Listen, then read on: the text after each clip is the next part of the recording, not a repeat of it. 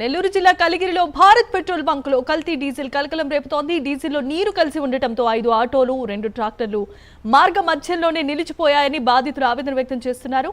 యాజమాన్యం యొక్క నిర్లక్ష్యం వల్లే తమ వాహనాలు మొరాయించుతున్నాయని తక్షణమే చర్యలు తీసుకోవాల్సిందిగా బంక్ ఎదుట నిరసన వ్యక్తం చేశారు. దీనిపై భారత్ పెట్రోల్ బంక్ యాజమాన్యం కూడా స్పందించింది. జాతీయ రహదారి పనుల కారణంగానే బంకులో మోటార్లు దెబ్బతింటున్నాయని, దానివల్ల ఆయిల్లో కొంత డస్ట్ వచ్చి పడుతోందని వివరణ ఇచ్చే ప్రయత్నం చేశారు. టెక్నీషియన్స్ ద్వారా రిపేర్ చేయించి తర్వాత పరీక్షించగా ఆయిల్ సక్రమంగానే ఉన్నట్లు కనిపించిందని, మరి కానీ పైపుల్లో మిగిలిపోయిన డస్ట్ వల్ల కొంతమందికి ఇబ్బంది కలిగిందని వారు అంటున్నారు. జరిగిన పొరపాటుకు బాధ్యతను వహిస్తూ పాడైన పైపులను వాహనాలను రిపేర్ చేయించామని, భవిష్యత్తులో ఇలాంటివి పునరావృతం కాకుండా జాగ్రత్తలు తీసుకుంటామని యాజమాన్యం వెల్లడించింది.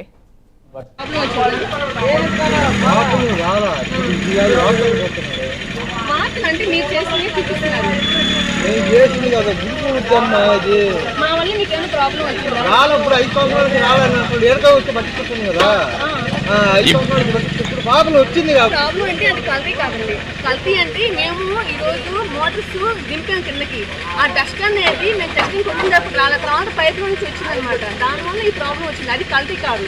ప్రాబ్లం వచ్చింది petrol bunk, Bharat petrol bunk road highway చేసిన దానివల్ల వర్క్ జరుగుతుంది. వర్క్ జరిగిన మోటార్ కొంచెం ఈరోజు టెక్నీషియన్ వచ్చి రిపేర్ చేయడం జరిగింది. దానివల్ల కొంచెం డస్ట్ ఆయిల్ వచ్చింది. కానీ టెస్టింగ్ కొట్టినప్పుడు అది పైప్లో ఉన్న ఆయిల్ కరెక్ట్గా వచ్చిన దానివల్ల ఇంకా సరిగ్గా వస్తుందని చెప్పేసి మేము వీటీసీ పట్టడం జరిగింది. కానీ పట్టిన తర్వాత అవి దానికి డస్ట్ పోయిందని తెలిసి వచ్చినప్పుడు వీటీసీ తిరిగి వచ్చినప్పుడు వాటికి మేము మా సొంత అమౌంట్తో ఏ వీటీసీ అయితే ప్రాబ్లమ్స్ జరిగాయో ఆ ఆఫీస్ అనేది మేము ప్రాబ్లమ్ సాల్వ్ చేశాము. కల్తీ జరిగిందనే, కానీ కల్తీ అంటూ ఏం జరగలేదు. జస్ట్ అక్కడ రిపేర్ చేయటం వల్ల హైవే వర్కులు కన్స్ట్రక్షన్ జరుగుతున్న వల్ల అలా ప్రాబ్లం జరిగింది. ఇంకెప్పుడు ఇలా జరగదు అంటే ఫస్ట్ మేము టెస్టింగ్ చేసాము, చేసిన తర్వాత బాగానే వచ్చిందని చెప్పేసి మేము కస్టమర్కి చెప్పడం జరిగింది. అందువల్ల ఇలా అయింది. కలిగి